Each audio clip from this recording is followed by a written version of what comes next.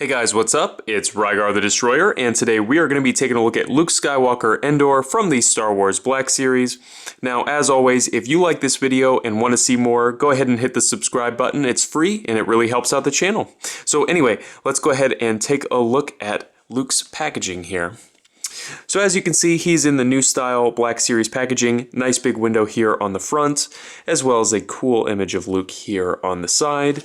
That same image is repeated again here on the back, and of course there is a brief description. And if you'd like to read that, you can go ahead and just pause the video. So overall, pretty standard stuff, so let's go ahead and get back to the figure itself here.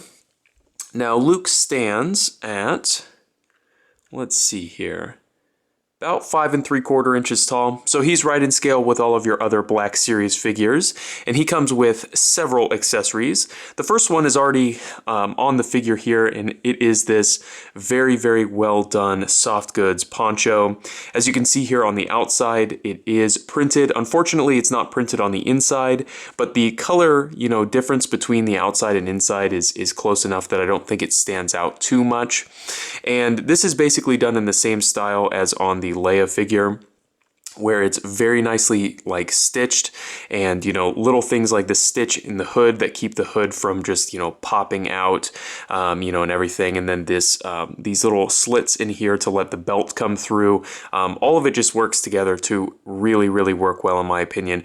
One improvement that I think they did make from the Leia Black Series figure to this one is that this belt is removable, so you can actually take this poncho off of the figure and have just a regular Jedi Knight Luke Skywalker, which is pretty cool. So his next accessory is this helmet here, and it is very nicely detailed and painted, as you can see here. It does have this little soft strap on here, and the whole helmet itself is made out of a fairly flexible rubber to squeeze onto the figure's head.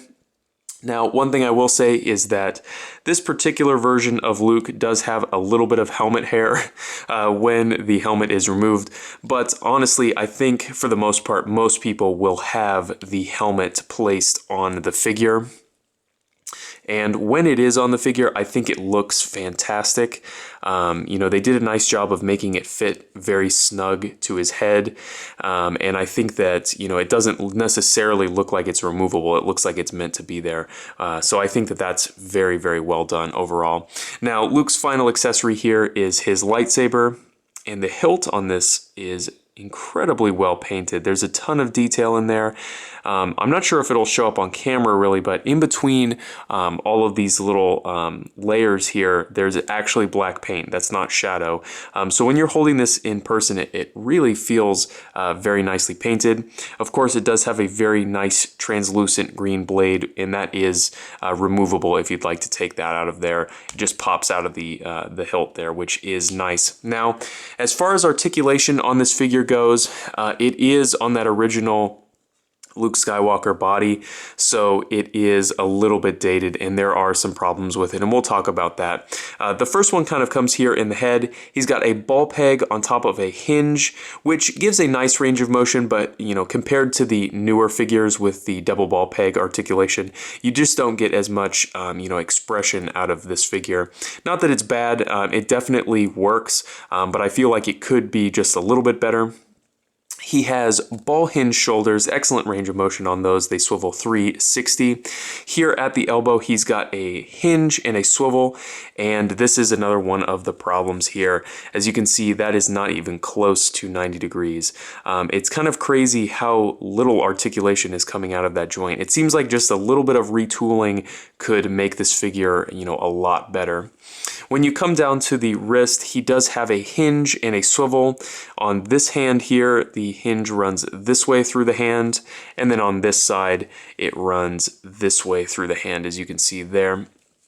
This figure does have what feels like a single ball peg here at the waist, but it's basically just a swivel. Not ideal, but it does get the job done, so I can't complain too much there. He has T-jointed hips. Terrible range of motion out of these. Again, I feel like just a little bit of retooling could get a lot of extra range of motion out of this figure. They do kick forward nicely though, which is nice. He does have a thigh swivel, No complaints there. Double jointed knees with an excellent range of motion there, probably more than you'll ever need. And then he's got hinged ankles with an ankle rocker. So overall, I think that this figure looks fantastic. I think they did an excellent job of transforming that original Luke Skywalker figure into something new. But unfortunately, the articulation holds it back a little bit, and it's just little simple things. If they had redone the elbows and the hips on this figure, I would have no complaints. Hopefully in the future they'll redo that, but overall, for the time being, I think that this figure is still worth picking up. I really think that they did an excellent job with these soft goods, especially at the price point that that Hasbro is at on these. So overall, I definitely recommend this figure, even though there are a couple articulation problems. So if you have any comments or questions, please leave them down in the comments section below, and I guess I'll see you later.